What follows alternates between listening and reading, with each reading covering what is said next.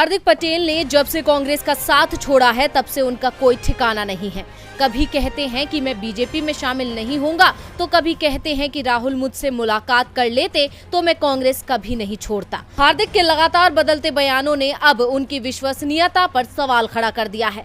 गुजरात में इसी साल विधानसभा चुनाव है, लेकिन हार्दिक पटेल किस पार्टी से चुनाव में उतरेंगे ये भी बड़ा सवाल है। कांग्रेस के कार्यकारी अध्यक्ष पद से इस्तीफा दिए हार्दिक को करीब 10 दिन बीत चुके हैं, लेकिन हार्दिक अब तक किसी फैसले पर नहीं पहुंचे हैं। लेकिन आज उन्होंने इशारों ही इशारों में ये जरूर बता दिया कि 30 या 31 मई को कोई बड़ा ऐलान कर सकते हैं। तो क्या वो बीजेपी में शामिल हो रहे हैं? और अगर ऐसा होता है तो ये बीजेपी तय करेगी कि वो किस निर्वाचन क्षेत्र से विधानसभा चुनाव लड़ेंगे। साथ ही हार्दिक ने कहा कि वो सोमनाथ मंदिर से स्टैच्यू ऑफ यूनिटी तक एकता यात्रा का नेतृत्व भी करने वाले हैं।